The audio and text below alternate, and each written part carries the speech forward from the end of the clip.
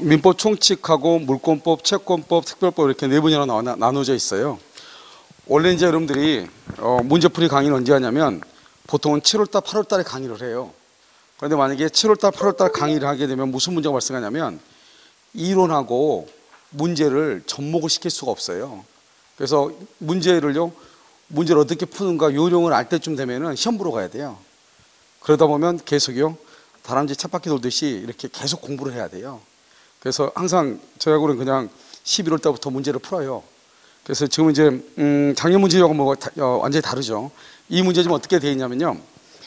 우리 공인중개사 기출문제하고요. 그 다음에 최근에 이제 국가고시 자격시험에서 나온 것하고 해가지고요. 지문을 책의 순서대로 다시 재구성한 거예요. 그러니까 지문을 이렇게 목차별로 쭉 정리를 하고 난 다음에 강의를 해야 되잖아요. 강의를 해야 되기 때문에 5개씩 이렇게 묶어서 문제로 다시 만든 거예요. 그런데 일반 문제들을 보면은 앞에 부분에 문제 지문 하나 나오고 저 뒤에 부분에 가서 또 지문 하나 나오고 막 이러잖아요.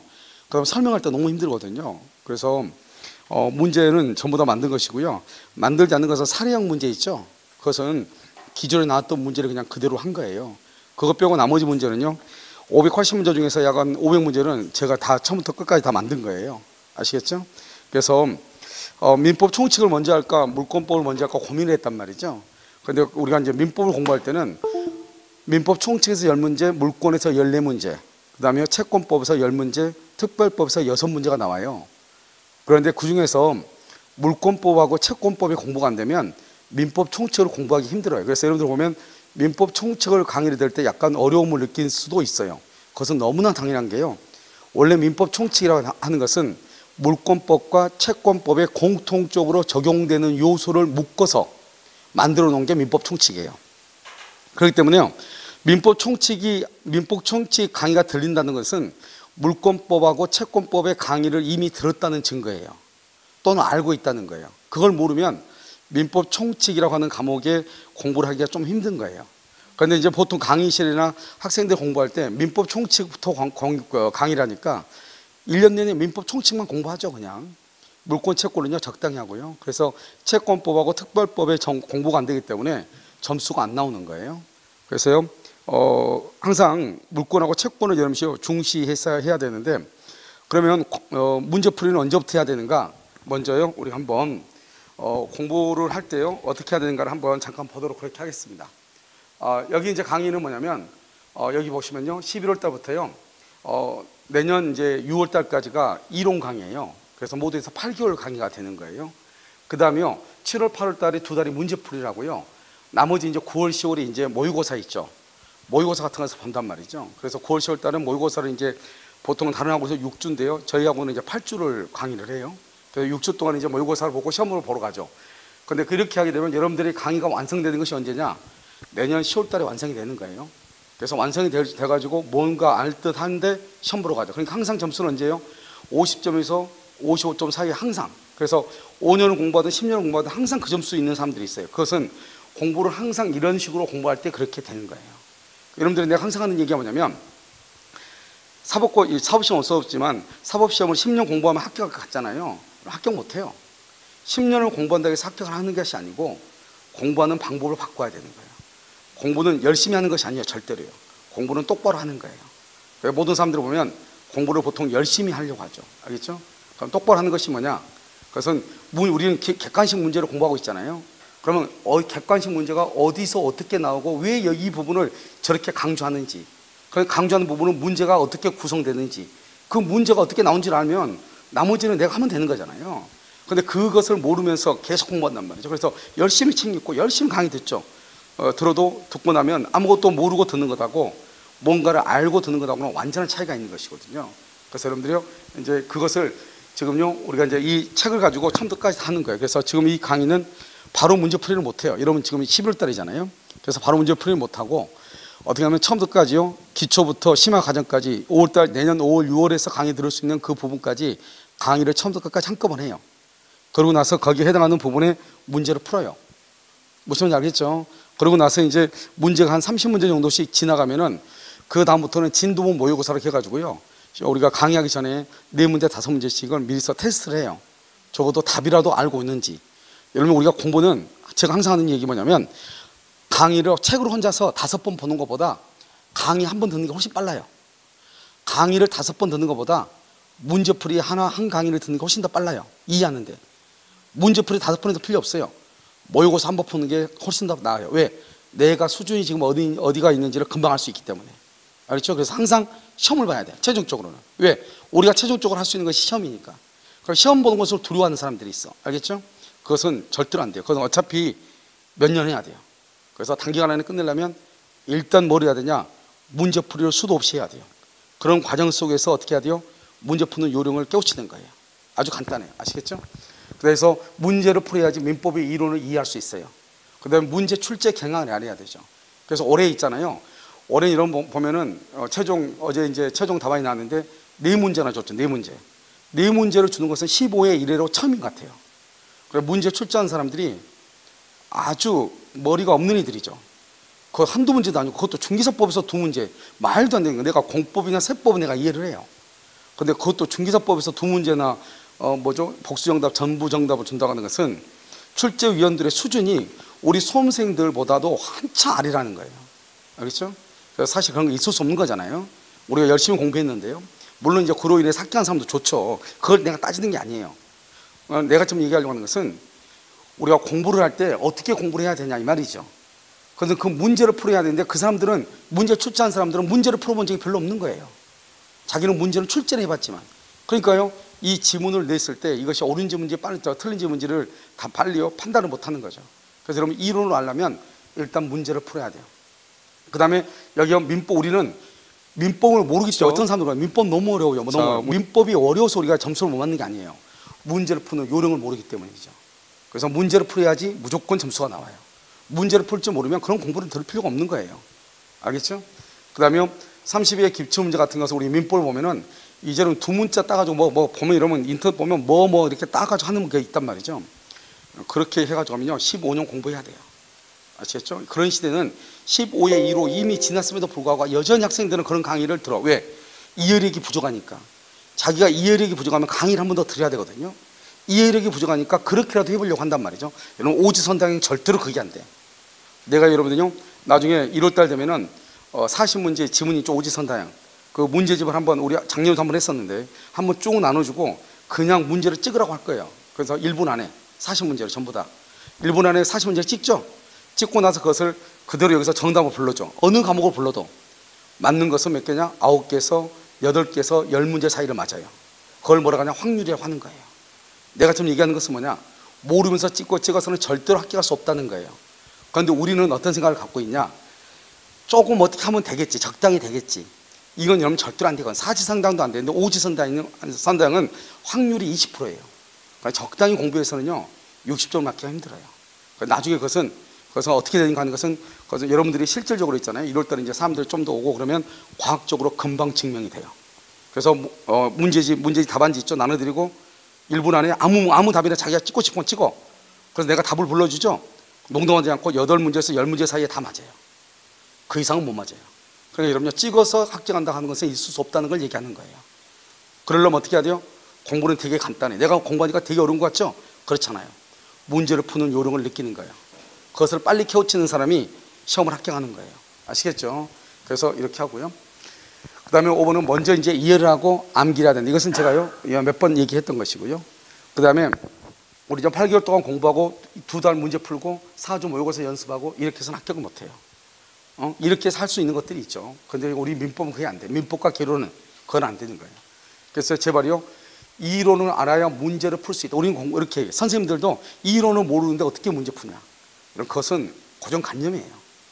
우리는 항상 저는 항상 공부할 때 그랬겠지만 저는 2차 공부할 때도 객관식 문제집을 먼저 봤거든요. 객관식 문제집을 딱 보면 뭐가 나오냐, 뭐가 중요한지를 금방 알 수 있어요. 중요한 포인트를 문제로 만드는 거잖아요.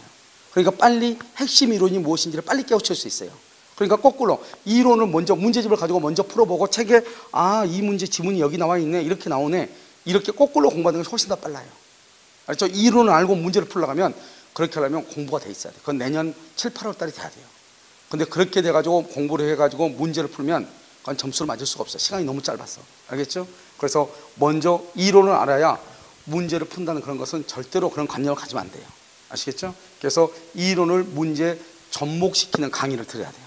그래서 이 이론이 어떻게 문제와 연결이 되는가, 이런 나중에 이제 보면 알겠지만, 오늘 이제 첫 시간은 강의를 할 때는 아마 그것이 명확하게 나타나지 않을 수 있어요. 왜냐하면 첫 시간의 문제들은 보면 민법 전체에 대해서 물어보는 거니까요. 그러면 다음 시간부터 문제 푸는 것은 이론은 이렇게 했는데 문제는 이렇게 표현된단 말이죠. 알겠죠? 그것을 빨리 알아야죠. 이론할 때는 이렇게 들었는데 문제는요 이런 형식으로 변형돼서 나온단 말이죠. 그걸 알고 책을 보는 것하고 모르고 책을 보는 것은 전혀 다른 것이죠. 그 다음에요, 우리가 뭐를 시작해야 되냐? 문제풀이가. 그래서 문제풀이를 해야 돼요. 그래서 먼저 이해가 절대적이죠. 절대적인데 중요한 것은 더불어서 뭐를 해야 돼요? 문제를 풀고요. 더 중요한 것은 만지가 꼭 뭐를 해야 돼요? 그에 대한 공부한 과정에 대한 꼭 테스트를 해야 돼요. 그리고 어떤 테스트를 하다 보면 뭐가 문제가 되냐면, 어떤 사람은 점수가 나오는데 어떤 사람은 안 나온단 말이죠. 그럼 안 나오는 사람은 되게 속상해하고 공부하는데 흥미를 잃어요. 이런 그럴 필요 없어요. 내가 항상 하는 얘기지만, 이렇게 공부하든 저렇게 공부하든 1년 공부하든 2년 공부하든 합격만 하면 모든 게 용서되는 거예요. 이런 그렇지 않나요? 뭐 그걸 가지고 따져요? 우리는 어차피 있잖아요. 같은 배를 타가지고 내년 33년을 대비해서 공부하는 거잖아요. 그러니까 뭐만 하면 되는 거예요? 합격을 하면 돼요. 어떻게 해요? 가장 빠른 방법으로 가장 우리가 착오를 가장 줄이고, 알겠죠? 시행착오를 가장 줄여서 합격하면 되는 것이에요. 그런데 시험에 있어서 합격하는 데 있어서 가장 중요한 것이 민법일 수밖에 없죠. 내가 민법을 가르쳐서가 아니고, 왜냐하면 이 과목이라고 하는 것이 양이 너무 많기 때문에 그런 거예요. 알겠죠? 그래서 여러분들이요 민법을 단기간 안에 해결할 수 있도록 지금부터요 문제를 보면서 강의를 하도록 하겠습니다. 자, 여러분요 페이지, 자, 뭐 나머지는요 여러분요 한번 읽어보시면 되는 거예요. 자, 페이지 96페이지를 보세요. 페이지 96.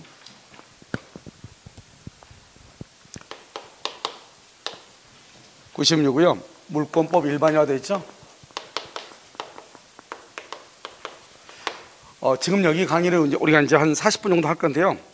여기 강의를 할 때는요, 그닥 그렇게요, 여러 가지 문제를 다루는 것이 아니고 물권법이 무엇인가를 설명을 하기 때문에요, 실제 여기 문제하고는 크게 관계가 없어요. 그런데 이걸 모르면 지금부터 물권법을 이해를 못하기 때문에요, 첫 시간은요, 물권법 전체에 대해서 우리가요, 이해하는 그런 과정의 강의를 하도록 그렇게 하겠습니다. 자, 이제 보시면 우리가 이제 물권이라고 하는 것은 뭐냐? 물권이요. 물권은 사람이 물건이요. 물건을 그다음에 직접적이고 그다음에 배타적이고 독점적으로 지배할 수 있는 권리예요. 그래서 지금부터 이제 하나하나 따지면 이것을 지배권이라고 하는 거예요. 그다음에 두 번째요, 할 수 있는이죠. 이것을 뭐라 한다? 관념적이라고 하는 거예요. 관념적이라는 것은 그렇게 생각하는 거죠. 우리가 사실과 관념이라는 것을 이해를 해야 돼요. 그래서 우리 물권법을 뭐라 한다? 관념적 지배권이라고 얘기하는 거예요. 자, 그 다음에요, 배타적이란 말과 독점적이란 말을 지금부터 설명을 해요. 아주 앞으로도요 아주 많이 이런 말이 나온단 말이죠. 자, 그럼 보면 우리가요 같은 무디 안에요 두 사람이 이렇게 나란히 이렇게 서 있죠. 이것을 우리는 뭐란다? 양립할 수 있다, 이렇게 얘기해. 앞으로 이제 이런 말들이 자주 나와. 서로 나란히 같이 서 있을 수 있다. 이것을 양립할 수 있다, 이렇게 표현을 해요. 자, 그런데요 우리가 배타적 독점적이란 말을 설명을 해요. 배타적 독점이라는 이 원 안에요 한 사람만 이렇게 서 있는 거예요. 한 사람은요 이렇게 밀어내가지고 여기서 밀어냈어. 그래서 이 사람을요 링 밖으로 밀어냈단 말이죠. 자기 혼자만 있을 수 있는 거예요. 같이는 절대로 못 있는 거예요. 이것을 뭐라고 한다? 양립할 수 없다, 이렇게 얘기해요. 양립할 수 없다, 자기 혼자만 있죠. 그래서 이것을 뭐라고 한다? 독점적이다고 얘기하는 거예요. 독점적이라는 것은 같이 있을 수 없으니까 너하고 나하고는 같은 레벨이 아니라는 거죠. 이것을 우리는 뭐라고 표현한다? 배타적이라고 얘기하는 거예요. 그래서 양립할 수 없다, 독점적이다, 배타적이다, 이렇게 얘기를 해요. 그런데요 이렇게 우리가 양립한다고 하는 것은 이것을 뭐란다? 경합한다는 거예요. 경합한다는 것이고, 여기에서는 뭐가 나온다? 선택할 수 있다는 말이 나오는 거예요. 둘 중 하나를 선택할 수 있다. 그래서 우리가 항상 표현할 때 양립할 수 있다, 선택할 수 있다, 경합한다. 그래서 뭐하고는 경합한다, 이런 말이 나와. 그러면 둘 중에 하나를 뭐 할 수 있다? 선택할 수 있다, 이런 뜻이에요. 아시겠죠? 그런데 우리 물권법은 뭐예요? 그건 독점적이에요. 그건 배타적이에요. 그것은 같이 있을 수 있다 없다? 없는 거예요. 그래서 소유권은 몇 개이다? 오직 하나만. 그래서 여기에서 독점적 배타적에서 뭐가 나오냐? 하나의 물건에는 소유권이 한 개만 있을 수 있다 이 말이죠. 왜? 두 개가 있으면 뭐가 되죠? 경합한다는 말이 돼버리잖아요. 양립한다는 말이 되잖아요. 그런데 물건은 양립이 아니잖아요. 그래서 뭐라고 표현한다? 일물, 하나의 물건에는 일권, 하나의 권리가 있다. 이런 결론이 도출이 되는 거예요. 알겠죠? 자, 그 다음에요.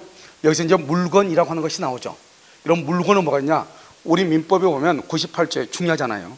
98조에 보면 뭐라면 물건은 유체물, 유체가 뭐죠? 이렇게 모양이 있는 거죠. 그러니까 몸체자, 몸체자 있을 유자, 모양이 있는 걸 유체물. 또는 이제 전기, 전기는 흐름이 보여 안 보여? 안 보이죠? 보이지 않는데 전기는 계량기에서 관리가 가능하죠. 그래서 관리할 수 있는 자연력을 얘기해. 우리가 공기는 봐봐요. 공기, 호흡하고 있는 산소 관리가 돼야 안 돼요? 안 되죠. 그러니까 이것은 물건이 아니죠. 물건이 아니니까 너도 나도 다 같이 쓸 수 있는 거예요. 그런데 여러분요, 그 병원에 있는 산소통에 있는 물건 뭐죠? 산소 탱크에 있는 산소 있죠. 그것은 돈 내고 마셔야 돼요? 그냥 마셔야 돼요? 돈 내고 호흡을 해야죠. 그래서 왜요? 관리하고 있으니까. 그러면요, 이 전기는 눈에 보이지 않지만 이 전기는 우리 학원에 보면요, 교수실에 계량기가 있거든요. 그 계량기를 통해서 지금 관리가 되고 있잖아요.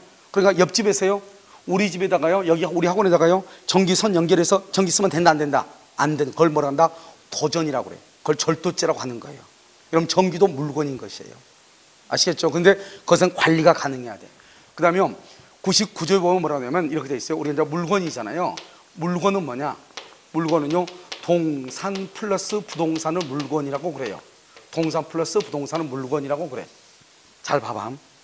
여러분, 우리 지구상에는 동산하고 부동산 중에서 뭐가 더 훨씬 많아요? 동산이 훨씬 많죠. 여러분 보니까 집이 이렇게 아파트가 많은데 아파트도 건물이죠. 건물을 퉁쳐서 한 개인 거예요. 땅도 퉁쳐서 한 개인 거예요. 알겠죠? 우리가 부동산은 뭐예요? 움직인다, 움직이지 않는다? 움직이지 않는 것을 부동산이라고 하는 거예요. 그럼 여기 봐봐요. 지금 이 TV 모니터 천장에 걸쳐 있죠? 움직여 안 움직여? 안 움직이죠? 이건 부동산이다, 동산이다? 부동산이다, 동산이다? 움직이지 않으니까 부동산이다 그러면 안 되는 거예요. 그래서 우리 법에는 딱 나와 있어. 뭐라고 돼 있냐면 이렇게 돼 있단 말이죠. 자, 지금부터 이제 보시면, 그러면 이 동산과 부동산에서 동산은 수천 수만 가지가 있지만 부동산은 몇 가지가 안 돼. 그러니까요, 동산이 뭐냐고 다 물어보려면 쓰려면 그건 끝없어요. 그러면 내년에 시험 칠 때도 못 끝나. 동산의 종류를 적다가. 알겠죠? 그래서 어떻게 하면 되냐? 전체 지구상에 있는 물건 중에서 뭐를 빼면은 부동산을 빼. 물건 중에서 전체에 있는 지구상에 있는 물건 중에서 부동산을 빼. 부동산을 빼면은 이것을 뭐라고 한다? 동산이라고 얘기를 하는 거예요. 그래서 동산은 여기서 이렇게 넘어가죠? 물건에서 부동산을 빼면은 동산이 되는 거예요. 그러니까 우리가요, 여기서 이제 지구상에 있는 물건 중에서 부동산이 뭔가를 알면 그것 빼면 나머지는 다 동산이에요. 알겠죠? 그러면 부동산은 뭐냐? 부동산이라고 하는 것은 토지를 부동산이라고 해요. 토지 움직여 안 움직여? 안 움직이죠? 지진 날 때 움직이는데 잠깐 움직이는 거잖아요. 그래서 토지는 움직이지 않아요. 그래서 그것을 부동산이라고 하는 거예요. 그 다음에 뭐가 부동산이냐? 토지의 정착물을 부동산이라고 해요. 토지에 정착된 거, 토지에 정착. 여기 지금 TV 모니터는 어디에 정착돼 있어? 건물에 정착돼 있죠? 그래서 부동산이라고 하지 않는 거예요. 무슨 말인지 알겠죠? 토지에 정착되어 있는 것을 부동산이라고 얘기하는 거예요. 그럼요, 이 토지의 정착이란 말은 무슨, 정착이라는 것은 움직이지 않는다 이 말이죠. 이 말은 뜻이 뭐예요? 부동산이다 이런 뜻이에요. 그러면 정착한다는 것은 뭐가 정착되어 있죠? 토지에 정착되어 있는 것은 건물이 정착되어 있고요. 그 다음에 임목이라고 하는 것이 있어요. 임목이 있고요. 그 다음에 명인 방법. 명인이란 것은 명백하게 인식할 수 있는 방법. 그래서 명인 방법에 의한 것이 있고요. 그 다음에 농작물이 있어요. 이런 농작물은 뭐예요? 땅에 뿌리가 박혀가지고 움직여 안 움직여? 안 움직이잖아요. 알겠죠? 그걸 농작물이라고 얘기하는 거예요. 알겠죠? 그럼 이건 건물은 뭐를 건물로 하냐? 우리 이거 건물 있죠? 이걸 건물이라고 하잖아요. 우리 법에서 말할 때 건물은 어떻게 표현하냐? 기둥하고 지붕하고 주된 벽이 있으면 이것을 건물이라고 하는 거예요. 플러스예요. 여러분요, 혹시 그 주유소 건물 알아요? 주유소는 어떻게 돼 있어? 기둥하고 뭐는 있어? 지붕 있죠? 뭐가 없어? 벽이 없죠? 그래서 그것을 건물이라고 하잖아요. 그것을 건축물이라고 얘기하는 거예요. 그래서 여러분 건축물은 뭐라고 되어 있다? 건축법에 보면 건축물이라 하면 기둥과 지붕, 반드시 기둥과 지붕 또는이야. 벽이 있어야 돼요. 또는 벽이에요. 그럼 벽은 있어도 되고 없어도 된다 이 말이죠. 그러니까 이 건물은, 이것은 기둥이 있는 것은 건물이면서 뭐에 속해? 건축물에 속하지만, 그 다음에 주유소의 그것은요 건물은 아니지만 어디에는 속한다? 건축물에는 속한다, 이런 뜻이죠. 이해되셨죠? 그래서 기둥과 지붕과 주된 벽이 있어야 돼. 이 세 가지, 이것을 우리는 건물이다 이렇게 얘기하는 거예요. 그 다음에 임목이죠. 봐봐, 나무가 서 있다 이 말이죠. 땅에, 나무가 땅에 서 있는 걸 임목이라고 해요. 여기서 보시면 우리 산이 있잖아요. 산이요, 산이 이렇게 가비라는 삶에 산이 있죠. 여기에 나무가 이렇게 있잖아요. 나무가요 이렇게, 이 나무가 있는데 원래는요 산하고 나무를 같이 파는 거죠.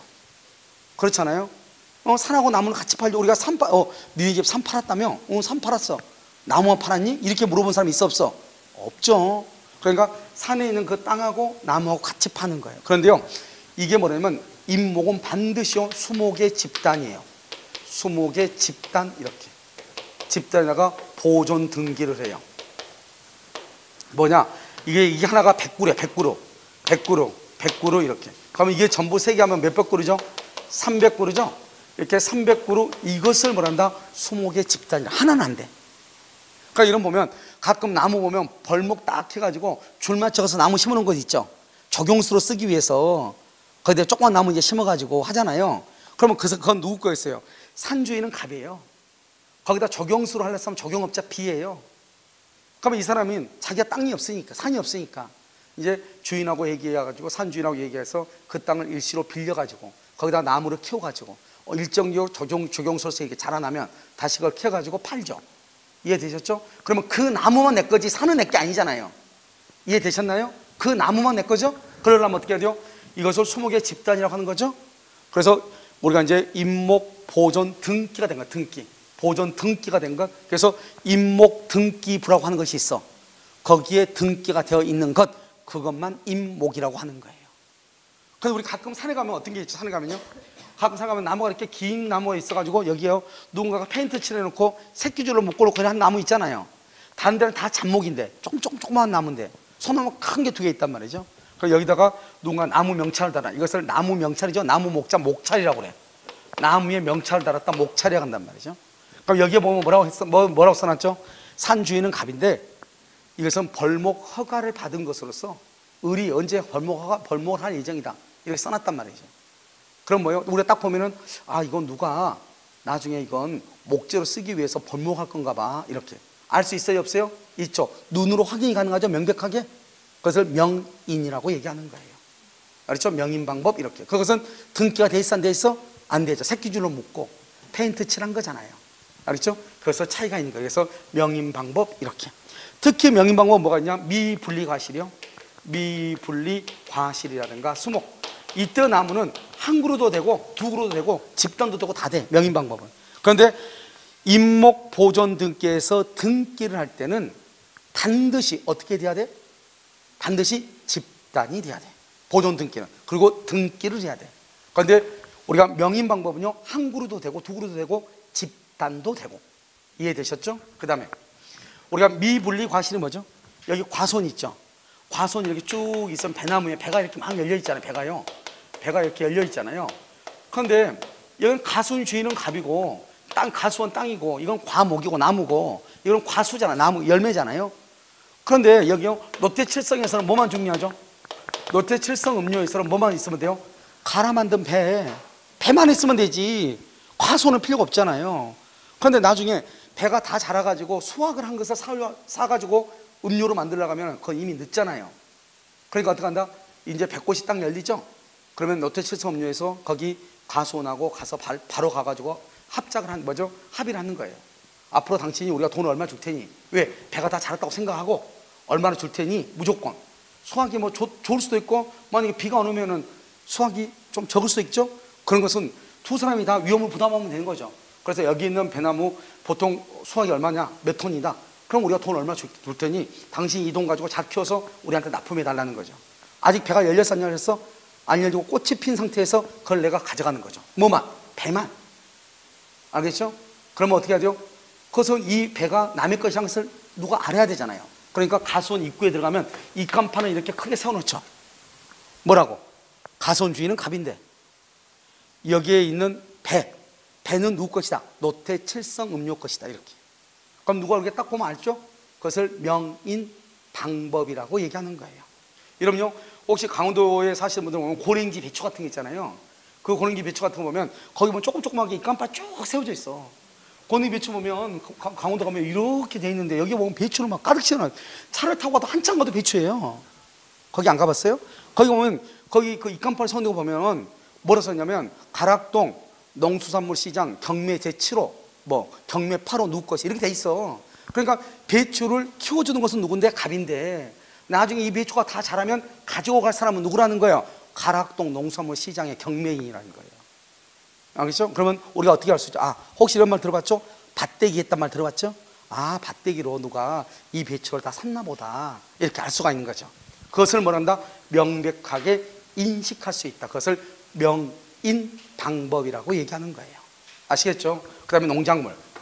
우리가 농작물은요, 원래 우리나라는 로마법의 사고를 따라요. 그건 중요하지 않아요. 그냥 듣기만 해요, 이런 것은.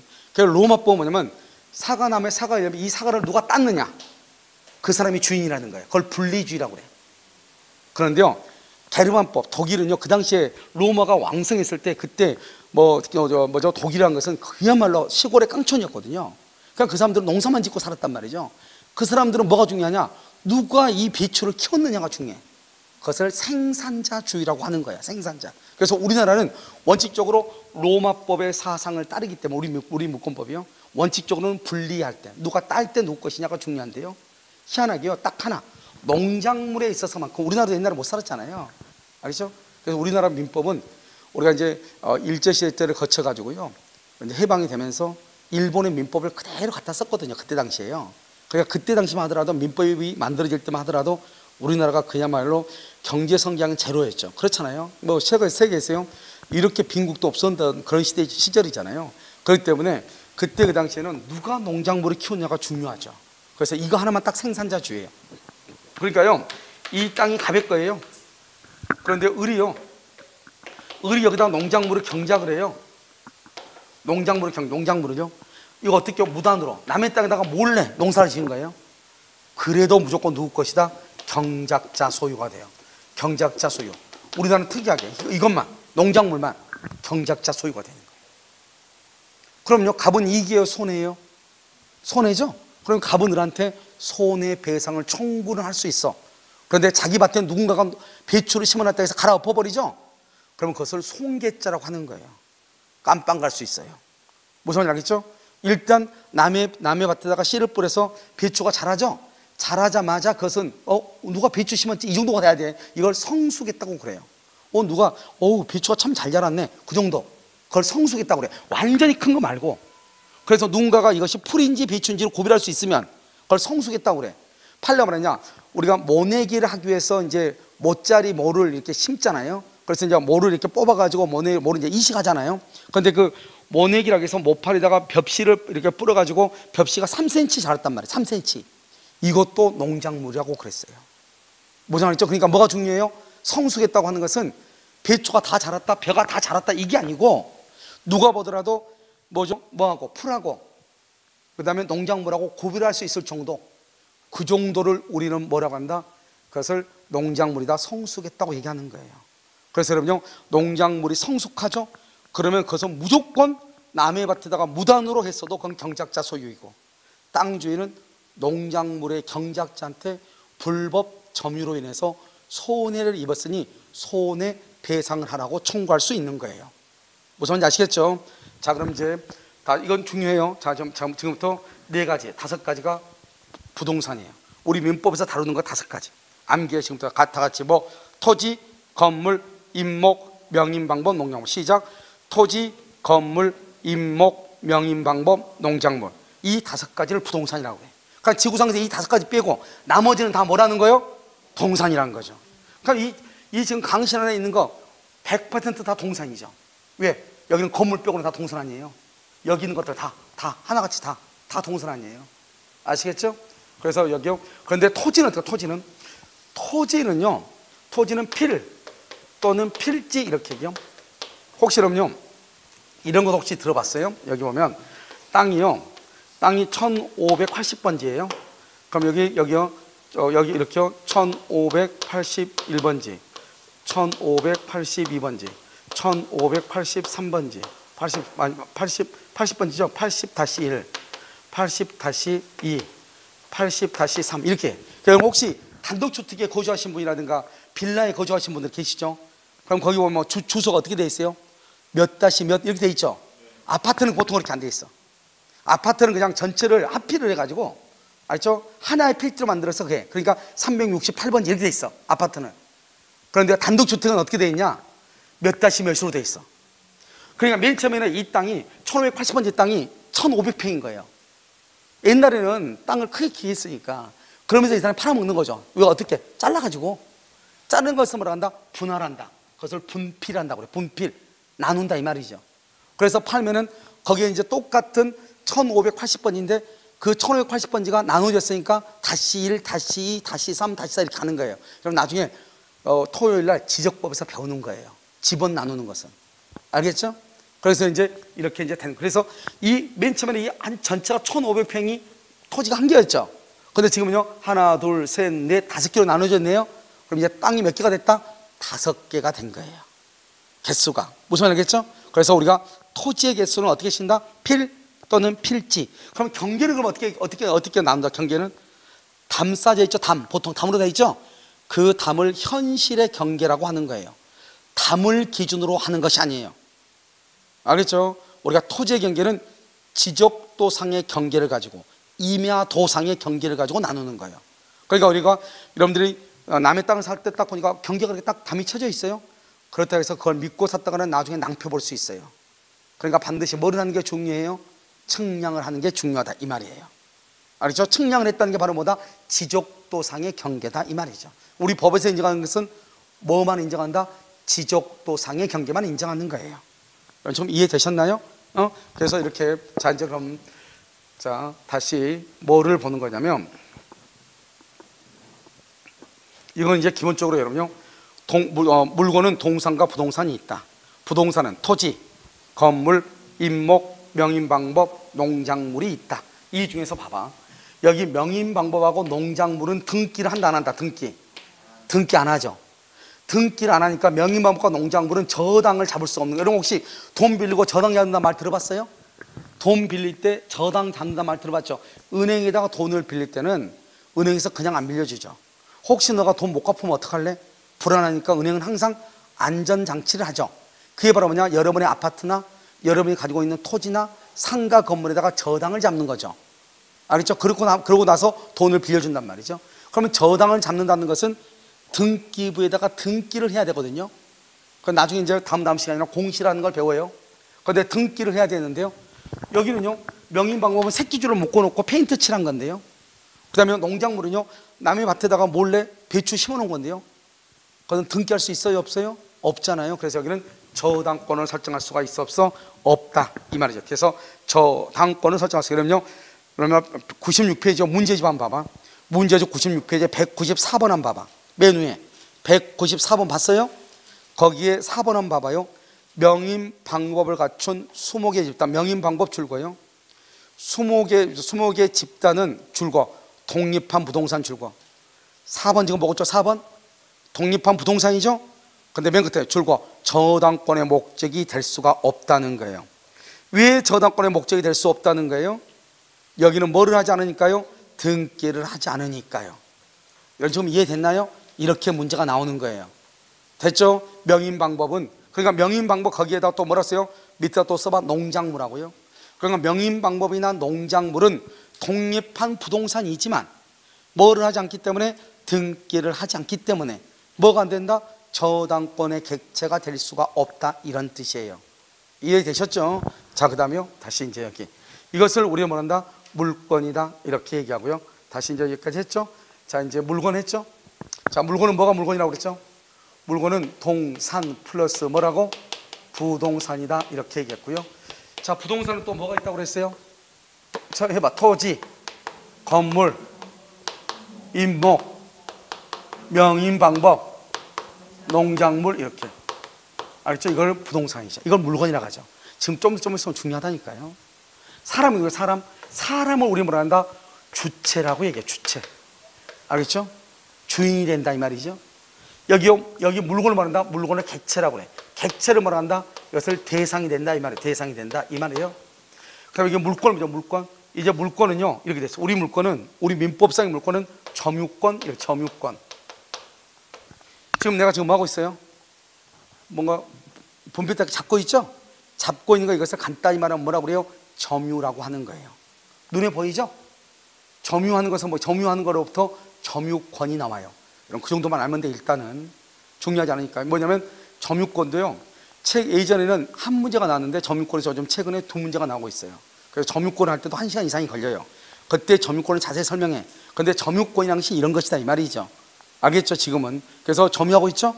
이 점유로부터 권리가 나와. 그것을 점유권이라고 얘기하는 거예요.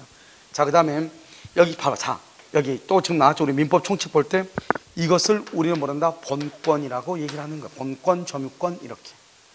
그럼 이게, 자, 내가 민법 총칙할 때 얘기했는데 사람은 누구하고 남자하고 여자로 나뉜다 이렇게 얘기했죠.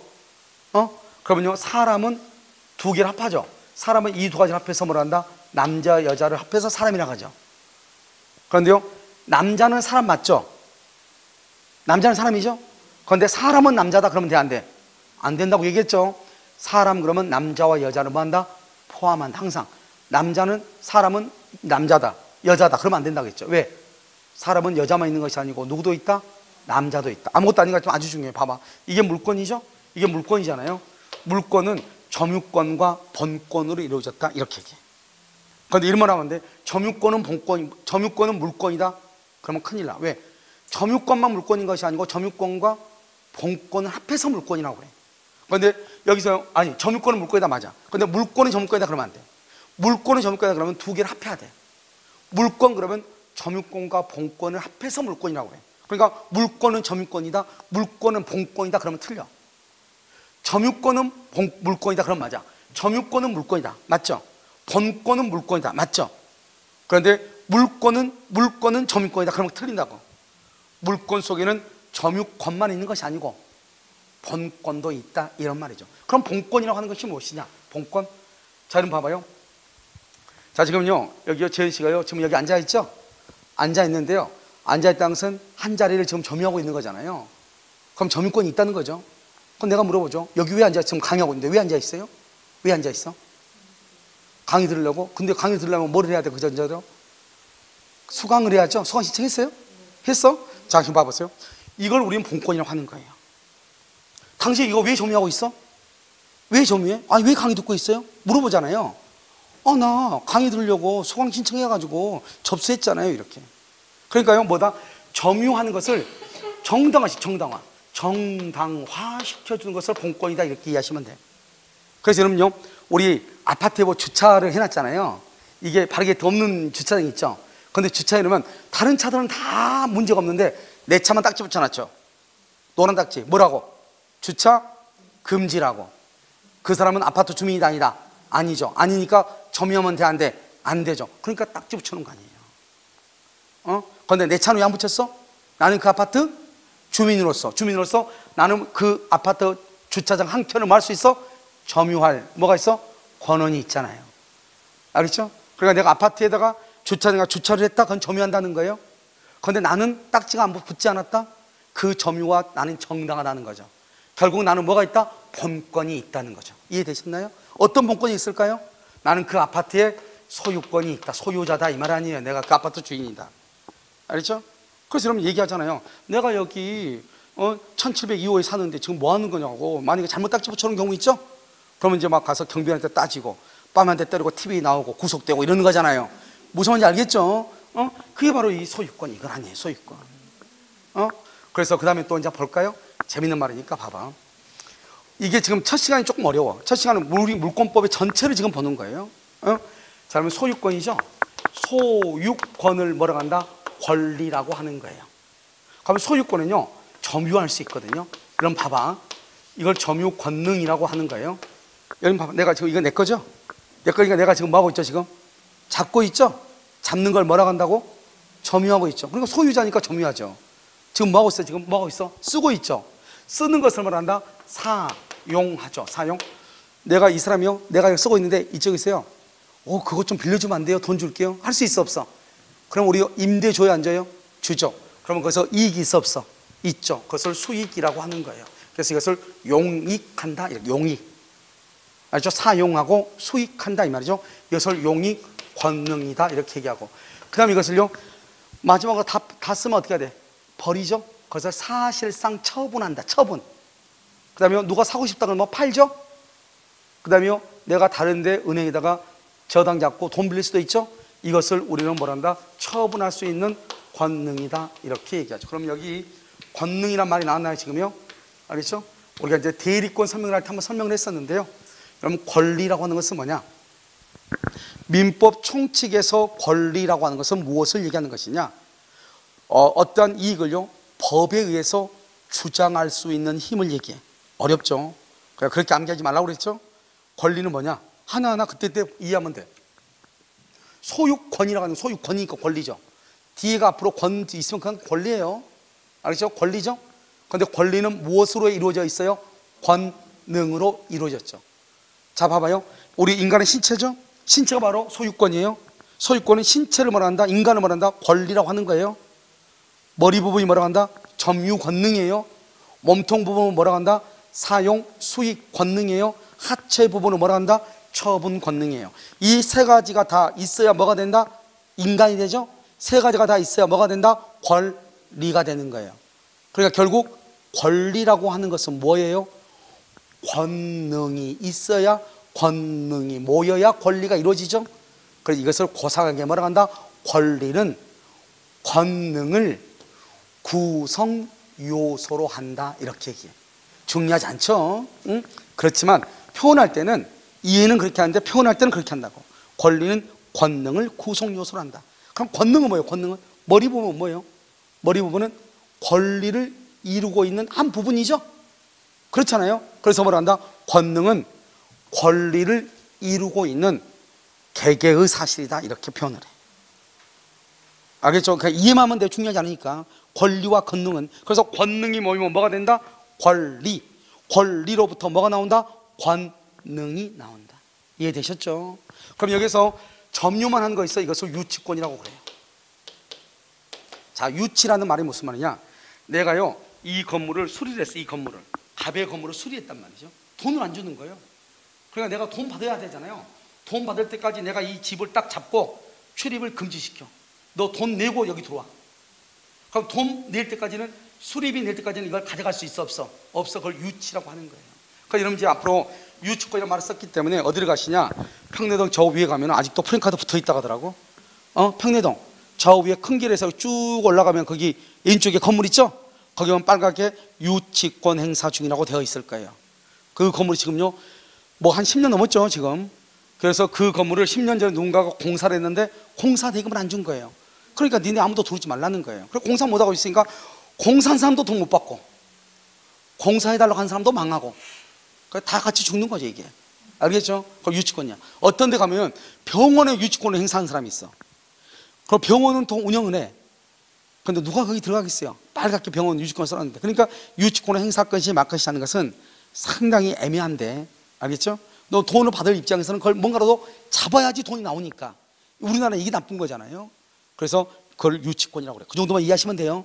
여러분 봐봐. 좀 더 쉽게 얘기하면 세탁소에 여러분 세탁물 남편들 그 뭐죠? 저 셔츠 맡기죠? 급하니까 맡겼단 말이죠. 셔츠 하면 3,000원이죠. 3,000원 안 가지고 가봐. 세탁물 줘 안 줘 주인이? 줘? 안 주고 왜 안 줘? 주인한테 물어봐. 왜 안 줘요? 내 건데. 돈 3,000원 안 준다고 왜 안 주냐고. 일단 주라고 내 거니까. 해봐. 줘 안 줘? 안 줘. 그러면 그분한테 물어봐. 왜 안 주냐고. 그러면 세탁소 주인들은 다른 걸 모르는데 한 가지는 정확하게 알아. 유치권이라고. 세탁소 세탁업을 하려면 교육을 받거든요. 거기에 유치권을 배워요. 왜냐면 남의 물건을 잡고 있는 거잖아요 지금. 언제까지? 돈 받을 때까지. 그래서 그 다른 것도 모르는데 세탁소 주인들이 유치권 하나는 기가 차게 안다고. 가서 물어보라고. 왜 안 주냐고. 그러면 유치권인데요 이렇게 얘기할 거예요. 무슨 말인지 알겠죠? 키보드 유치권이 왜? 다림질 했으니까 비용이잖아요. 비용을 안 주니까 받을 때까지 내가 잡고 있겠다는 거죠. 그걸 유치권 행사라고 하는 거예요. 무슨 말인지 아시겠죠? 자, 그 다음에 사용하고 수익을 하죠. 이걸 뭐라 한다? 여기는요, 지상권하고 지역권하고 전세권이라고 하는 것이 있어요. 지상권, 지역권, 전세권, 이 세 가지. 지는 뭐냐? 지, 남의 땅 위에, 지, 땅 지자 윗상자, 남의 땅 위에. 내가요, 땅이 없는 거예요. 건물을 짓고 싶은데. 그럼 땅 빌려야지 어떻게 하겠어요? 갑이라는 사람의 땅을 빌려서 누가? 을이 땅 위에다가 건물을 지으려고, 을이. 그러면 남의 땅 위를 쓰는 거죠. 위를. 그걸 지상권이라고 얘기하는 거예요. 남의 땅 위에다 또 뭐를 할 수 있죠? 나무 심을 수 있죠. 나무. 그것도 지상권이라고 하는 거예요. 이해되셨나요? 그러면 지역은 뭐죠? 지역. 지역이라는 것은 뭐냐면 남항주는 많죠. 남항주 같은 데는 지금 뒤에 저기 뭐 공장단지 이런 데 있잖아요. 근데 보면 도로는 여기인데 땅이 이렇게 있잖아요. 여기 보면 땅이 이렇게 여러 필지가 이렇게 있죠. 이렇게. 그러면 여기에 있는 사람이 여기다 공장을 지었어. 창고를 지었어. 그럼 여기서 여기까지 나와야 되잖아요. 길이니까. 여기 앞에가 남의 땅이 있으니까 나올 수 있어, 없어? 있어? 어떻게 나와? 남의 땅으로 들어오면 어떡한다? 이쪽에서 타이어 펑크 내버리죠. 못 다니게. 못 다니는 거예요. 남의 땅이니까. 그럼 남의 땅 다니려면 어떻게 해야 돼요? 길을 만들어야 될 거 아니에요? 그때 길을 만들 때 이 A하고 B하고 C가 있으면 A가 B하고 C한테 당신 땅에다가 이만큼 좀 길을 내달라. 나 여기 창고하는데 여기 차 좀 들어다닐게. 대신 돈 줄게. 이렇게. 그러니까 이 땅이 이걸 뭐라 한다? 맹지죠. 맹지. 맹지는 뭐죠? 맹인이죠. 맹인. 땅이 눈을 볼 수가 없잖아요. 길이 없으니까. 그걸 맹지라고 그래요. 그러면 이 땅을 사용하기 위해서 당신들이 조금 양보 좀 해줬으면 좋겠다. 나는 당신들이 만약 허락하지 않으면 이 땅을 사용할 수 있어요, 없어요? 없는데 여기다가 길만 내주면 내가 이 땅을 사용할 수 있잖아요. 그러니까 지역권이라는 게 뭐예요? 이걸 지역권이라고 그래. 지역권이라는 것은 이 땅을 위해서, 이 땅의 효용을 극대화시키기 위해서 다른 사람의 땅을 이용하는 것을 지역권이라고 얘기하는 거예요. 그것을 말한다? 편익을 위해서 이렇게 표현하는데 중요하잖아. 그렇죠? 그러니까 생각해보면 되겠죠? 이 땅은요, 길이 없으니까 그러면 이 땅은 땅이 아니잖아요. 사용도 못하니까. 농사도 못 지어. 농사 지으려면 어떻게 해야 돼? 들어가야 돼. 들어가려면 남의 땅을 거쳐서 가야 되는데 이 사람들이 들어갔지만 그러면 못 가는 거잖아요. 그러니까 아무튼 이 땅에 농사를 짓기 위해서는 남의 땅을 이용할 수밖에 없는 거죠. 이것을 뭐라 한다? 지역권이다. 이렇게. 아까 말했죠? 지상권은 뭐라고 그랬어? 남의 땅 위에. 지역권은 뭐라다? 자기 땅을 사용하려면 남의 땅을 이용할 수밖에 없다고 그랬죠? 그걸 지역권이다. 이렇게. 지역권은 하도 많아가지고 이런 봐봐. 이런 것도 있어. 여기에요. 한강물이 흘러. 한강물이. 땅이 두 필지야. 이렇게 두 필지. 근데 이 사람이 여기다 3층짜리 건물을 짓겠대. 3층짜리. 나는 한강 바로 위에서 한강 뷰를 보기 위해서 여기다가 별장을 짓기 위해서 땅을 샀거든. 얘가 근데 3층을 짓겠대. 그럼 내가 별장을 해가지고 한강 물이라도 한번 보려면 몇 층 지어야 돼? 5층은 지어야 되죠. 이건 별장이에요? 빌딩이에요? 빌딩이지 뭐예요. 그러니까 뭐라고 한다? 내가 애한테 너 1층만 지어. 대신 내가 너 손해만큼 돈 줄게. 돈 줄게. 그리고 내가 여기다 2층 정도 지어야지. 3층 지으면 그것도 아니지 않냐. 뽀대 안 나니까. 알겠죠? 그래서 내가 2층 지어서 1층에서는 못 보고 1층에서는 니네 창고 쳐다보고 2층에서는 한강 좀 보자. 이걸 조망지역권이라고 하는 거예요. 조망, 앞을 쳐다본다 이 말이죠. 그러기 위해서는 당신의 땅을 내가 좀 이용해야 되겠다 이 말이죠. 그러니까 3층까지 짓지 말고 2층, 1층만 지어라. 대신 돈 주겠다는 거죠. 그것을 뭐라 한다? 조망지역권이라고 하는 거예요. 그러니까 여러 가지가 있어. 이해됐나요? 그럼 전세권, 뭔지는 모르지만 전세 많이 들어봤죠? 오케이, 그 정도만 알면 돼요. 지금은 전세 많이 들어봤잖아요. 그래서 지상권, 지역권, 전세권 봐봐요. 남의 집을 이용하는 거잖아요. 그렇지 않나요? 남의 집 가서 자는 거잖아요. 그래서 전세권을 용익이라고 하는 거예요. 용익 물권이다 이렇게 얘기해요. 그 다음에 여기요, 처분하는 것은 뭐다? 여러분 질권하고 저당권. 여러분 혹시 뭔지는 모르지만 저당권 들어봤어 안 들어봤어? 들어봤죠? 돈 안 갚으면 어떻게 되죠? 그 건물 경매되는 거죠? 경매, 처분하는 거잖아요. 처분해서 돈 받아오는 거잖아요. 그걸 처분권은 저당권이라고 하는 거예요. 문제는 질권이죠. 질권. 질권은 뭐예요? 전당포 생각하면 전당포. 우리 나이트클럽 지하에 보면 꼭 전당포가 있어. 나이트클럽 밑에 보면 꼭 전당포 있다고. 알겠죠? 그럼 그 전당포가 뭐다? 전당포는 움직이는 거. 땅을 싸지면 갈 수가 없잖아요. 건물을 지기에 짊어지고 갈 수 없잖아요. 움직이는 거. 움직이는 거. 이걸 갖다 맡기고 돈을 빌리는 거죠. 알겠죠? 술 마셨는데 돈이 없어요. 거기에 있는 뭐죠? 깡패가요. 나 죽이려 가죠? 그럼 어떻게 해야 돼요? 결혼 반지 빼고, 알겠죠? 시계 빼고, 이거 그다음에요 신발이요 500만 원짜리 또 벗고 이렇게 해가지고 어때? 맡기고 30만 원 빌려가지고 일단 갚고 그 다음 날 가지고 와이프 몰래 빨리 갚아야 되겠죠. 그걸 어디로 간다? 전당포죠. 전당포를 뭐라 한다? 질권이라고 하는 거예요. 그래서 아내가 가끔 물어보죠. 뭐라고? 근데 왜 결혼 반지 없어? 지금 그건 질권 설정돼 있으니까 걱정하지 마. 알겠죠? 질권 설정이다. 그게 뭔데? 야, 너 많이 감추었다. 그게 능력 그저밖에 안 되지 뭐 이렇게 얘기하면 되죠. 그럼요 창피해서 두 번 다시 물어본다 묻지 않는다 이 말이죠. 그걸 뭐라고 한다? 질권이다 이렇게 얘기하죠. 됐나요 지금요? 그럼 봐봐 이제. 자 봐. 여기요 재밌는 말은 유치권하고 지상권, 지역권, 전세권하고 질권, 저당권이라는 것은 어디서부터 지금 나오는 거죠? 어디서부터? 소유권에서 나오는 거죠. 소유권에서 나오는 거죠. 그러니까 이걸 뭐란다? 이것을 제한물권이라고 그래. 제한물권. 자, 지금부터 제한물권이라는 게 뭔가 봐봐. 제한물권은 먼저 사용하고 수익하는 것, 그걸 용익이라고 그래. 그러면 처분한 것을 담보라고 그래. 담보 잡는다. 담보물권이라고 하고요. 용익물권이라고 그래요. 용익물권은 뭐가 있다? 지상권하고요, 지역권하고요, 전세권이 있는 거예요. 세 가지가요. 담보물권은요 유치권하고요, 그 다음에 질권하고요, 저당권이 있어요. 여러분요 기본적으로 담보물권, 담보란 말을 쓰려면 그건 경매권이 있어야 돼. 경매권이 없는 것은 담보물권이 아니에요.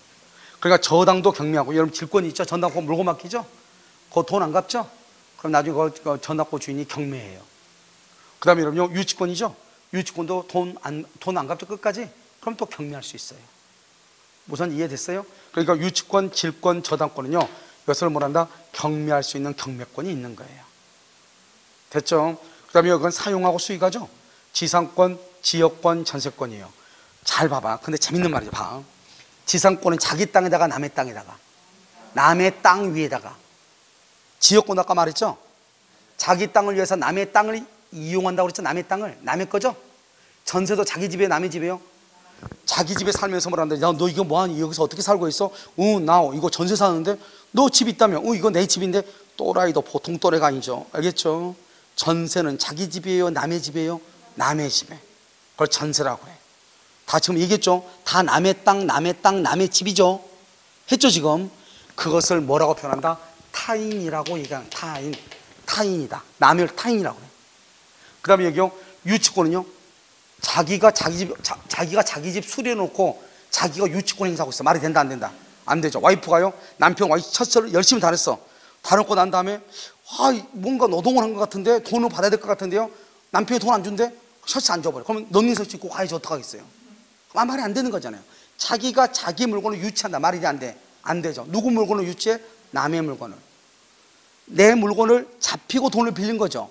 그냥 나는요 돈 빌려준 사람은요 남의 물건을 잡고 돈을 빌려주는 거죠. 그러니까 자기 물건을 잡아요, 남의 물건을 잡아요? 남의 물건이죠. 저당권도요 은행이 자기 집에다 저당 잡아요, 돈 빌린 사람 집에다 잡아? 돈 빌린 사람 집에. 그러니까 전부가 다 이거 뭐냐?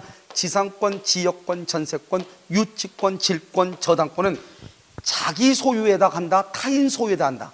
타인 소유. 그래서 타인의 물건에 대한, 타인의 물건에 대한 권리예요. 제한물권은 남의 물건. 남의 누구죠? 남이 갑이죠. 갑의 물건에 대한, 물건이 뭐죠? 동산도 있고 뭐도 있어? 부동산도 있죠. 그래서 이것을 뭐라 한다? 제한물권을 타물권이라고 얘기하는 거예요. 타물권. 그래서 여러분요 책에 보면 그런 말이 나올 거예요. 지상권은 타물권으로서 이 말이 나와. 무슨 말이래 이렇게 하면 안 돼. 타물권이라는 것은 뭐다? 타인의 물건에 대한 권리다. 즉 자기 토지에 대한 권리가 아니고 타인의 토지에 대한 권리다 이 말이죠. 이것을 뭐라 한다?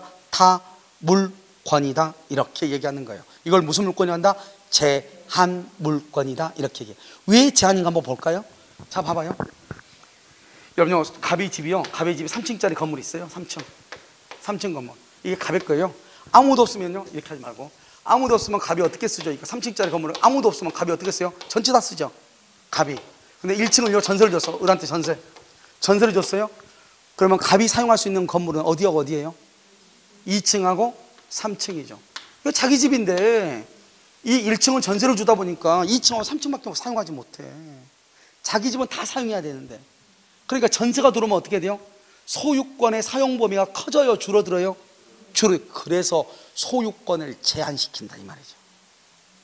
소유권의 내용을 제한시킨다. 그래서 제한물권이라고 하는 거예요. 그러니까 여러분요, 전세권하고 소유권이 부딪히면 누가 더 우선해요? 전세권하고 소유권이 부딪히면 누가 이길 것 같아요? 소유권이 이길 것 같죠? 큰일 나는 거예요. 전세 사는 사람들 무시하지 마. 여기 봐봐. 1층을 전세로 줬죠? 1층은 전세 주면 1층에 들어가서 잠을 잘 사람은 누구예요? 갑이에요? 을이에요? 소유자다? 전세권자다? 전세권자 아니에요. 그런데 1층은 여전히 누구 것이죠? 갑의 소유죠? 갑 소유죠? 소유자는 여전히 갑이죠? 그런데 거기서 잠을 자는 사람은 누구죠? 을이잖아요. 그러니까 소유자와 전세권자가 부딪히면 누가 더 우선한다? 전세권자가 우선한다. 소유권과 제한물권이 부딪히면 누가 우선한다? 제한물권이 우선한다. 그래서 제한한다고 하는 것은 뭐냐? 제한.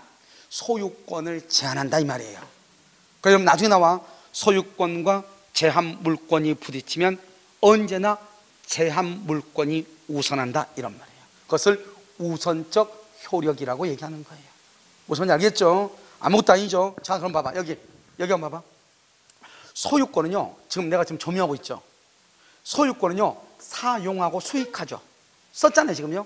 다 쓰면 버리면 되죠. 그러니까 소유권은 이 세 가지가 다 들어있는 거예요. 이것을 뭐란다? 완전 물권이라고 하는 거예요. 완전하죠?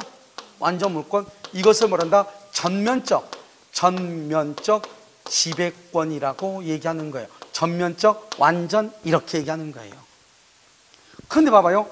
유치권은 뭐만 해요? 소유권 세 가지 중에서 뭘만 해? 점유만 하잖아요. 점유만. 저당권은 뭐만 해? 경매, 처분만 하는 거잖아요. 그러니까 소유권이 가지고 있는 것을 이런 것은 다 하는 거예요? 일부만 하는 거예요? 일부만. 그래서 여기는 완전인데 여기는 일부만 하죠. 일부만 한다. 그래서 제한적으로 행사한다. 제한물권이라고 하는 거예요.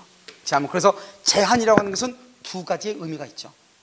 첫 번째는요, 소유권의 점유, 사용, 수익, 처분의 권능을 모두 다 행사하는 것이 아니고 부분적으로만 행사한다. 일부. 그래서 제한적이다. 제한물권이고, 소유권은, 제한물권은 뭐를 제한한다? 소유권을 제한한다 이 말이죠. 소유권을. 알겠죠? 그래서 제한물권 두 가지의 의미로 사용하는 거예요. 이것을 제한물권이라고 얘기하는 것이고, 그 다음에 제한물권은요, 자기 물건에다, 그렇지 않으면 타인의 물건에다가, 타인의 물건, 항상 지상권, 지역권, 전세권, 유치권, 질권, 저당권, 이것은 타인의 물건에 대한 권리지 자기 물건에는 안 되는 것이에요. 그래서 우리는 이것을 뭐라고 표현한다고? 세 글자로 타물권이다. 타인의 물건에 대한 권리다 이런 말이죠. 그것을 뭐라고 표현한다? 타물권이다 이렇게 표현하는 거예요. 아시겠죠? 다시 전체적으로 여러분 별것 아니에요. 별것 아닌데, 근데 우리가 이해도 중요하지만 암기를 해야 될 부분이 꼭 있어. 먼저 이건 암기해야 돼. 왜? 이건 체계니까. 우리 물권법은 이렇게 돼 있다잖아요. 먼저 이걸 알고 나서 이제 그림을 그려 나가야죠. 그래서 우리 물권은 점유권과 본권으로, 시작. 점유권, 본권. 본권 속에는 두 가지. 사용하고 수익하는, 먼저 본권에서는 소유권과 제한물권. 제한물권은 두 가지. 사용하고 수익하는 용익하고, 그 다음에 담보.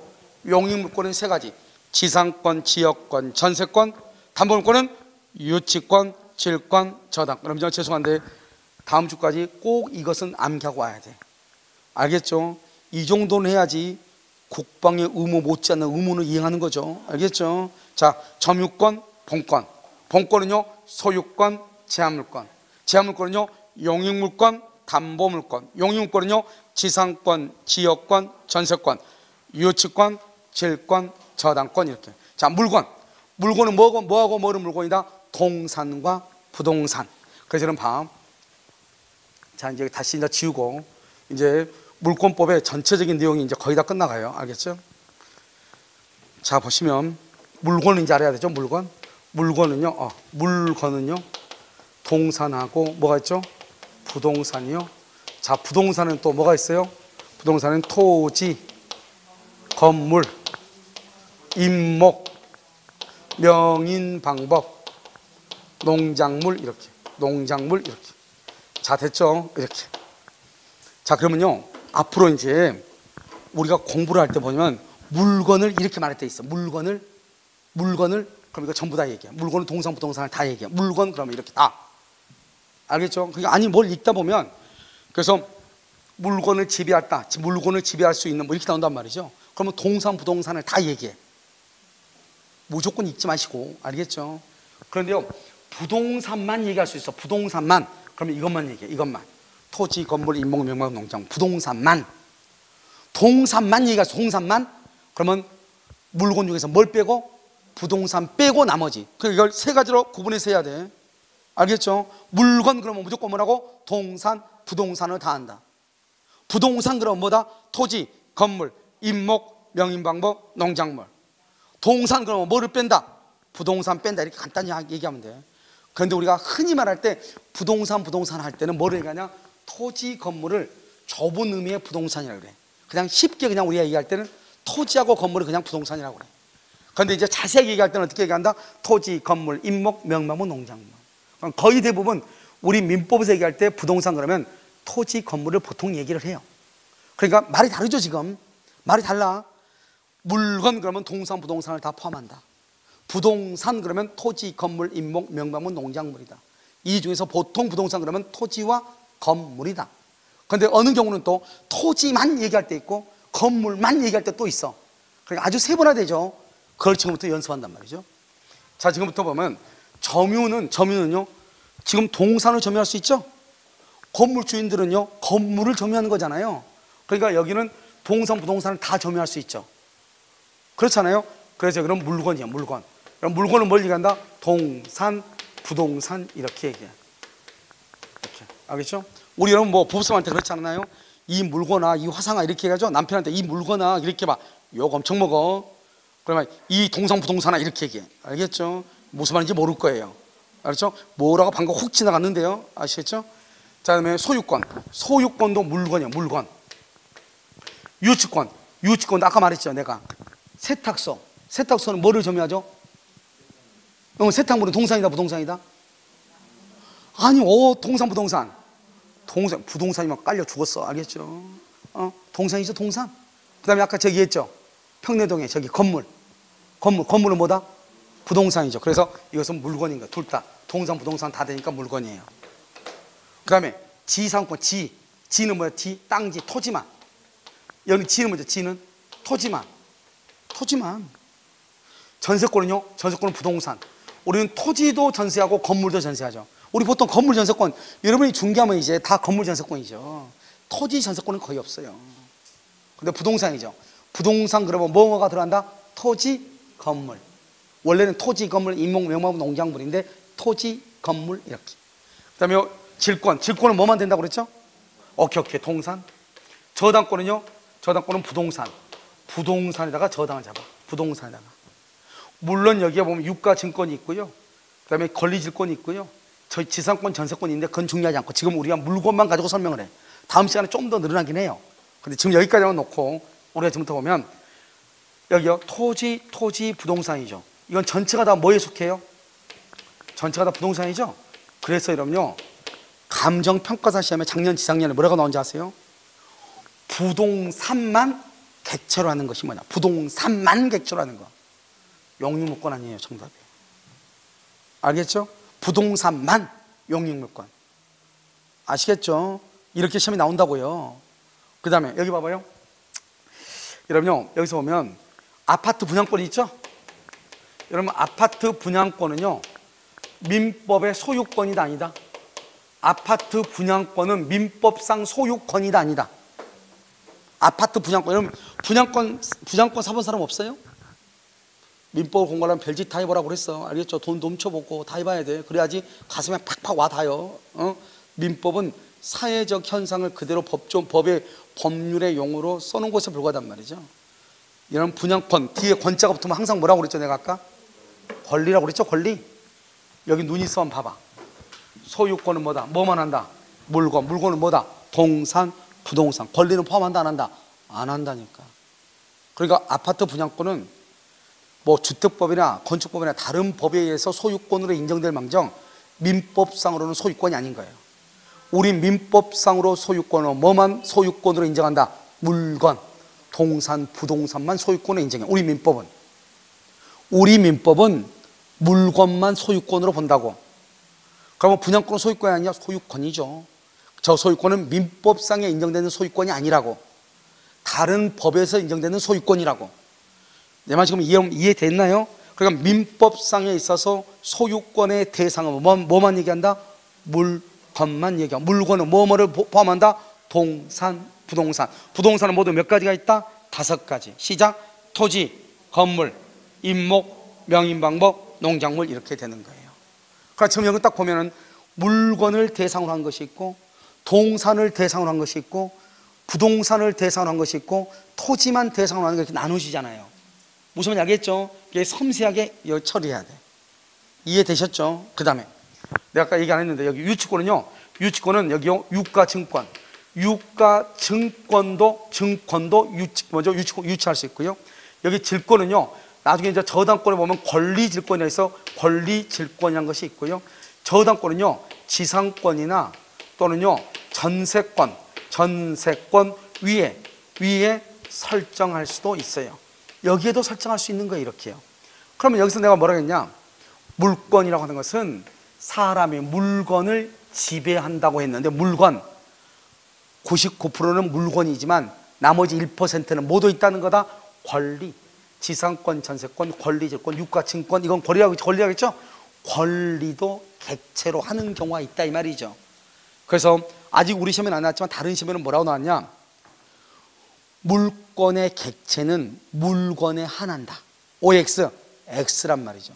물건의 객체는 99%가 물건이지만 1%는 뭐도 있다는 거다? 권리도 있다. 그러니까 지금 봐봐. 지금 이 모든 것을 전부 다 우리가요 하려고 하지 말고 지금 이것을 전부 다 한다. 이게 중요한 것이 아니고 앞으로 이제 뭐가 중요하냐면 계속 얘기를 할 건데, 일단은 뭐다? 물건이다. 그런데 모두 물권의 대상이 된다. 권리도 이 정도. 알겠죠? 다시. 그런데 뭐는 알아야 돼요? 물권이 뭔지는 알아야 돼요. 물권은 뭐가? 누가? 사람하고 뭐하고 관계? 물건 간의 관계다. 사람이 물건을 지배한다. 사람이 물건을 지배해. 그래서 물권 그러면 이제 앞으로 3마디를 반드시 써야 돼요. 첫 번째 뭐라고? 사람이 물건을 지배할 수 있는 권리다. 사람, 물건, 지배 이렇게. 그런데 그럼요, 재밌는 말은 좀 시간이 흘렀지만 이것까지 암기해야 돼. 어쩔 수 없어. 채권이라고 하는 것을 이해해야 돼. 채권.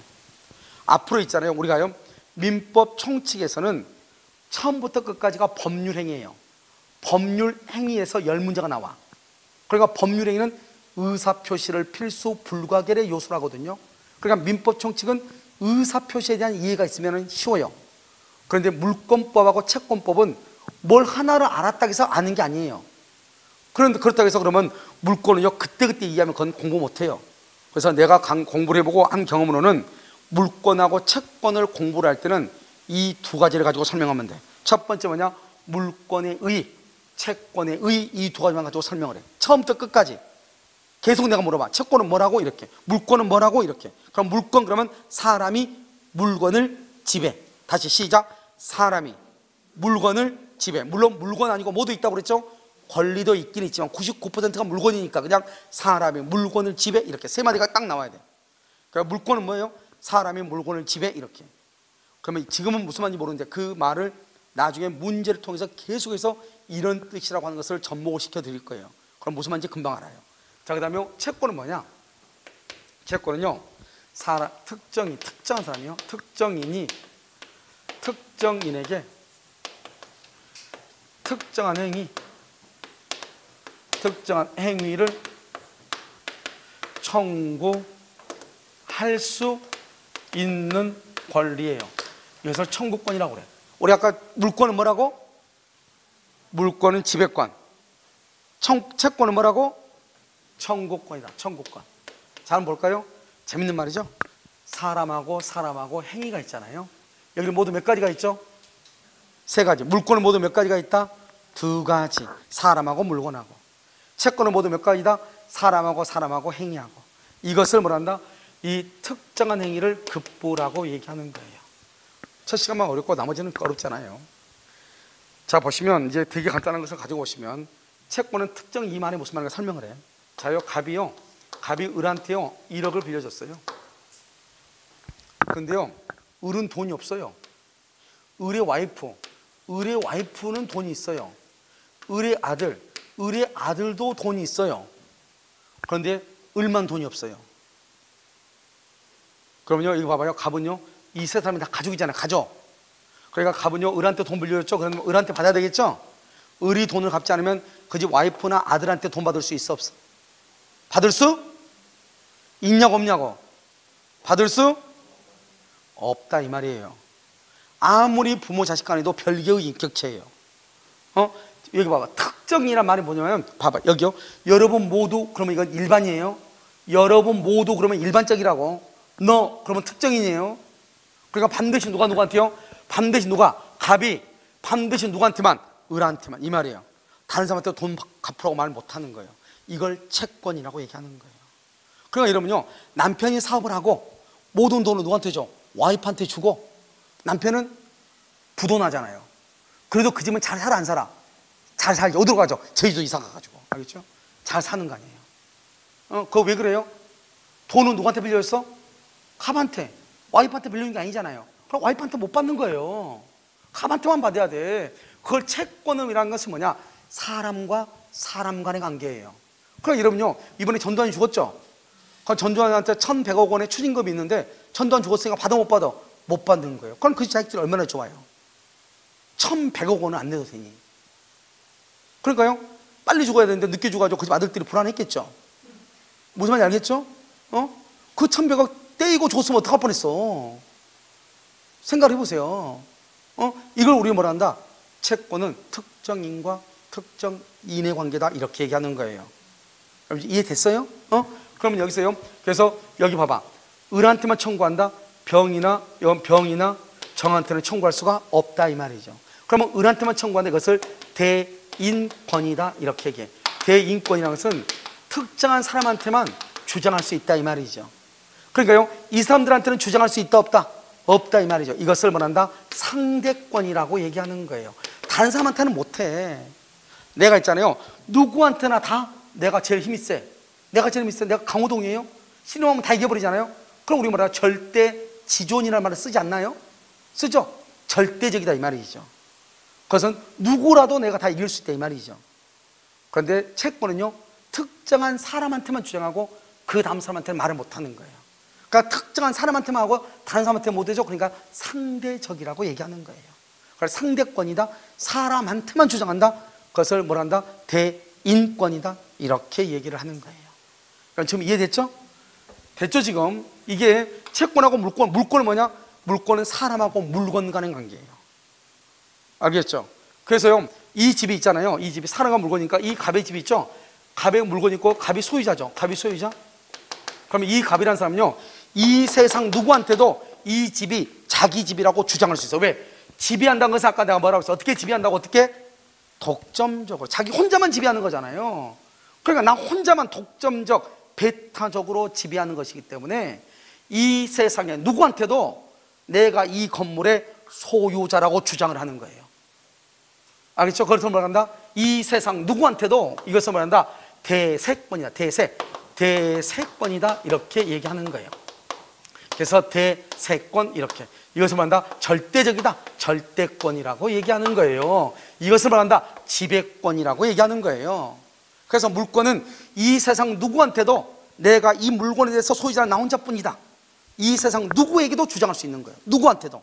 그것을 세상 누구한테도 대세권 그걸 절대권이라고 얘기하는 것이고 채권은 특정한 사람한테만 주장해. 그 사람 아니면 안 돼. 대인권이고 상대적이라고 얘기하는 거예요. 무슨 말인지 알겠죠?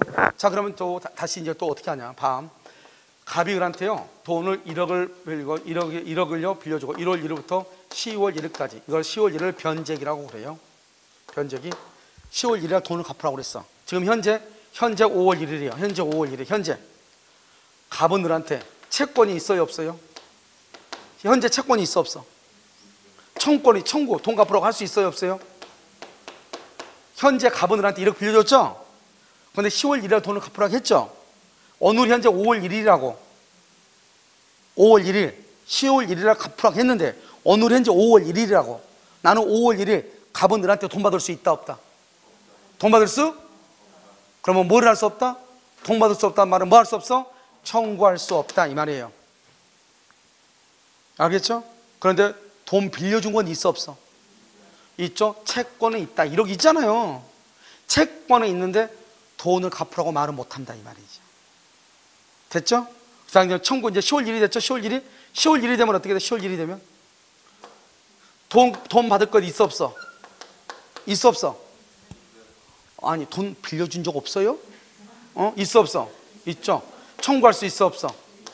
청구할 수도 있잖아요. 채권도 있고 청권도 있고, 채권도 있고 청권도 있고 둘 다 있잖아요. 돈 갚으러 가죠. 그러면 봐봐, 변제기가 되면 채권하고 청구권은 똑같은 말이에요. 그런데 변제기가 되기 전에는 똑같은 말은 아닐 수가 있죠. 하지만 우리는 언젠가는 돈을 받아 안 받아? 받아야 되겠죠. 그래서 그냥 채권은 청구권이다 이렇게 쓰는 거예요. 그런데 언제나 채권과 청구권이 언제나 똑같은 말은 아니죠. 그런데 우리가 이제 앞으로 청구권이란 말이 나오죠. 그러면 걔는 뭐라고? 채권이라고. 이해됐나요 지금? 청구권 그러면 뭐로 읽으면 돼? 채권을 읽으면 돼. 채권은 뭐라고 쓰면 돼? 청구권이라고 쓰면 돼. 물권은 뭐라고 읽어? 지배권이라고. 지배권은 뭐라고 읽어? 물권이라고. 이해되셨나요? 그래서 물권은 지배권, 채권은 청구권이라고 얘기하는 거예요. 이해됐나요? 그래서 여기서 이걸 청구권, 채권 이렇게 얘기하고, 그 다음에요, 이 사람이 돈을 안 갚으면 어떻게? 돈 갚지 않으면 어떻게 돼? 돈 안 갚으면 어떻게? 돈 안 갚으면 어떻게 해? 어떻게 하기는 법원에 소송을 지게야지. 소송을 청구하죠. 이것을 소구한다고 얘기하죠. 이걸 소구 권능이라고 얘기해. 그래가지고 뭐 한다? 강제 집행하지 뭐를 해요? 경미하죠. 강제 집행 권능이라고 얘기하고, 돈을 안 갚았으니까 손해가 있어 없어? 있죠. 손해배상을 청구할 수 있는 권능이 있죠. 손해배상 청구, 이런 것들이 있는 거예요. 채권은. 왜? 사람과 사람의 관계를, 신의를 깨뜨렸으니까. 알겠죠? 그래서 여러분요, 앞으로 여러분요, 어느 것이 채권이고 어느 것이 물권이냐, 너무너무 간단한 것이에요.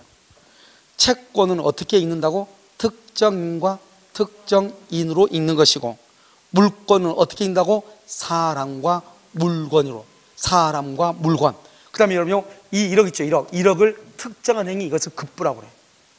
1억을 급부라고. 그래서 여러분 앞으로 급부가 불능이다 이런 말이 나와. 급부가 불능이다. 그러니까요, 갑의 입장에서는 등기이지만 등기가 불능이다. 을은 돈이 없으면 돈이 대금이 불능이다 이런 말이죠. 그래서 등기하고 대금을 급부라고 얘기하는 거예요. 아시겠죠? 그래서 우리가 매매계약 하면 어떻게 돼요? 갑원들한테 등기해주고 을은 갑한테 대금을 지급하잖아요. 그런데 건물이 불타버리고 없어요?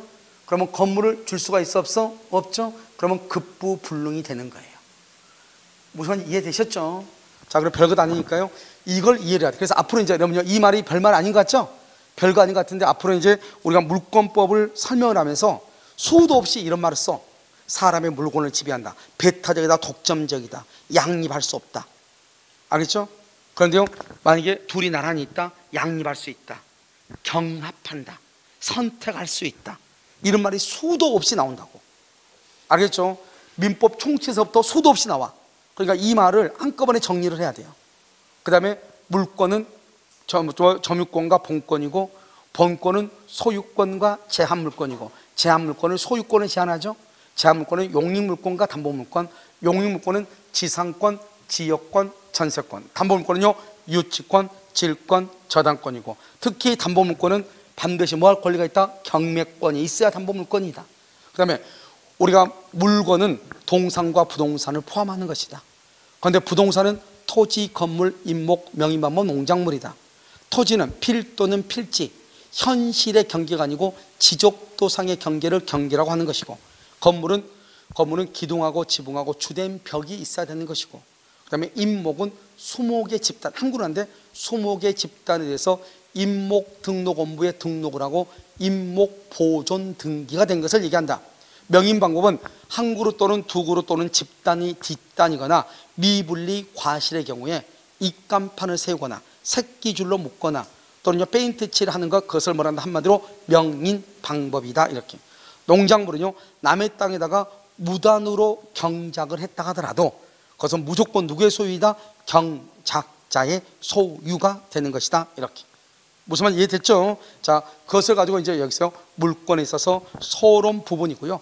우리가 다음 시간에는 문제를 일단 한번 풀어볼 거예요. 그 문제는 우리가 지금 배운 부분도 있고 배우지 않는 부분도 있어요. 그건 저 어쩔 수 없어요. 맨 앞에 두 문제는요 어쩔 수 없는 문제예요. 두 문제를 먼저 풀고 그 다음에 이제 일물일권주의부터는 이제 일물일권 이런 봐봐. 196번 봐봐. 문제 196번. 문제 196번부터는 이제 어떻게 공부를 하느냐? 순서대로 이제 설명하면서 공부하는 거예요. 알겠죠? 지금은 194번하고 195번은 전체적인 것을 설명했는데 다 설명을 못했어. 여기에서 자세히 설명할 수 없고 일단 두 문제는 그냥 풀고, 아시겠죠? 그리고 바로 그 다음에 일물일권주의부터는 다시 이제 설명을 쭉 하면서 순서대로 설명을 할 거예요. 그럼 잠깐 쉬었다가요 다시 하도록 그렇게 하겠습니다.